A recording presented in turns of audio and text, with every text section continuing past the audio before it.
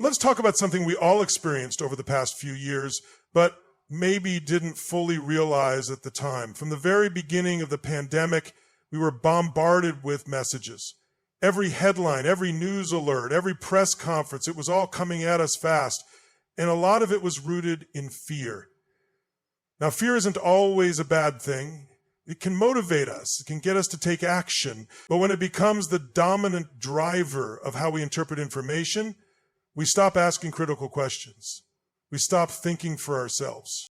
What a lot of people didn't realize is that the media wasn't necessarily giving us the full picture. The science we saw on TV, it was often just one side of the story.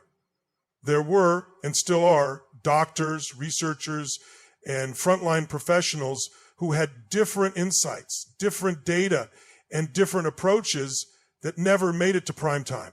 Why? Because they didn't fit the dominant narrative. They didn't sell fear. They offered hope, context, and complexity, and that doesn't generate ratings.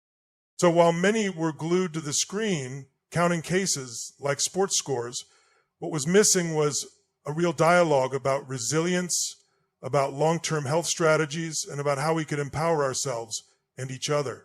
The science that didn't make the news wasn't less valid. It was just less convenient for the story being told.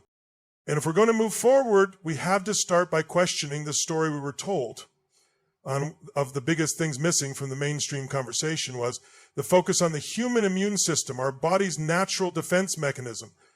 We heard a lot about masks, distancing, vaccines, and lockdowns, but almost nothing about how to build a stronger, more resilient body.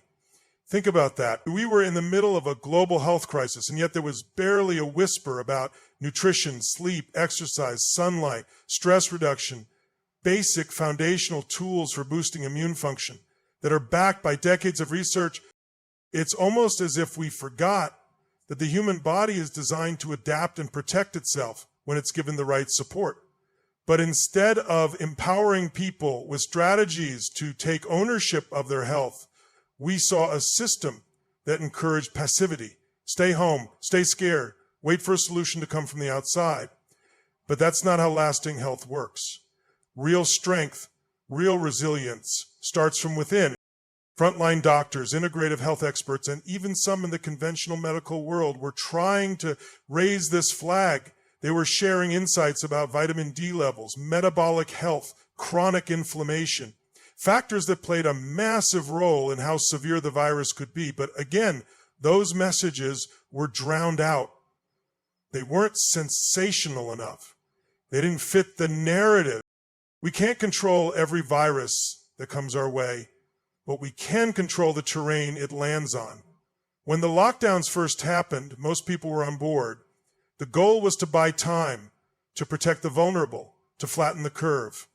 But what started as a short-term emergency response turned into something else entirely. Weeks became months, and months turned into years, and during that time, the cost of those lockdowns piled up in ways most people didn't see coming because they were being talked about. We were told it was all for safety, but what about the people who lost their jobs, their businesses, their purpose? What about the kids who missed crucial years of social and emotional development, the rise in depression, anxiety, substance abuse, domestic violence? Those weren't side notes. Those were the consequences of a single-track approach that didn't account for the complexity of human life. Public health isn't just about avoiding infection. It's about mental health, financial stability, relationships, meaning, things that keep people truly alive, not just breathing. And when some experts started warning about these ripple effects, they were often dismissed as reckless or insensitive, but they were right to ask the hard questions. Because the truth is, there's no such thing as a risk-free decision. Every choice has trade-offs. And when the only thing we're measuring is case numbers, we're missing the full picture. We have to be willing to weigh the cost of protection against the cost of disconnection. One of the most alarming things we saw during the pandemic wasn't just the virus, it was the way open dialogue was shut down. Science, by its nature, thrives on debate. It grows through questioning, challenging assumptions, and constantly testing new ideas. But during this crisis, if you question the mainstream narrative, even respectfully, you were labeled dangerous, a conspiracy theorist, or worse. I had conversations with highly respected doctors and scientists who were silenced, not because their data was wrong, but because it didn't align with the dominant storyline. These weren't fringe figures. Many were on the front lines, treating real patients, collecting real-world evidence, and yet their voices were pushed aside. Videos were taken down, articles removed, credentials attacked, all for the crime of offering a different perspective. Think about what that does. When people are punished for asking questions, others stop asking. When we lose the freedom to speak openly, we lose the ability to learn, to adapt, to grow. That's not science. That's dogma, and it should concern every single one of us, regardless of where we stand on the issues. Because today it's about a virus. Tomorrow it could be something else. If we don't protect open conversation, we'll keep making decisions based on limited information driven by fear instead of truth. Censorship doesn't protect science, it destroys it. One of the most overlooked challenges throughout the pandemic was how data was used, and in many cases misused. Numbers were thrown at us every day.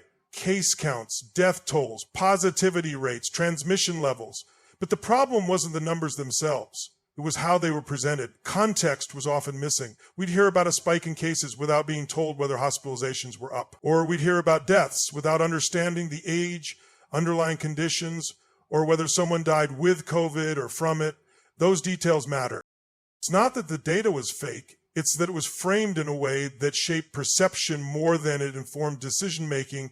And perception, when driven by fear, creates reaction instead of reflection. Even with the vaccines, how often did we hear the term safe and effective without digging into what that really meant for different populations' risk profiles or timelines? So people were making life-altering decisions based on headlines instead of full-spectrum analysis. And data becomes a tool for persuasion instead of information. It stops serving the public. We need transparency. We need to see the full picture, what the numbers mean, what they don't, and where there's still uncertainty. That's what real leadership looks like. Because when we don't understand the story behind the numbers, we start living by fear instead of facts. If there's one thing this entire experience should have taught us, it's that we can't wait around for someone else to save us. We can't outsource our health, our well-being, or our clarity to a system that doesn't know us personally. We have to step up. We have to take ownership. Because the truth is, no one is more invested in your health than you are. Not the government, not the pharmaceutical companies, not the news, you. There was a point in this journey where the message subtly shifted from empowerment to dependency. Stay inside, wait for the experts, trust the process, without question. But real health isn't passive, it's built through consistent choices. The food we eat, the way we move, the thoughts we think, the relationships we nurture, that's the foundation. And yet almost none of that was part of the conversation. You have the ability to change your life, to strengthen your body, to protect your peace, regardless of what's happening out there. That doesn't mean ignoring reality. It means facing it from a place of strength, not surrender. You don't need permission to be proactive. You don't need a perfect system to thrive. You need to decide that you're not going to live in fear. You're going to lead yourself. Because in the end, personal responsibility isn't just a principle, it's the path to freedom.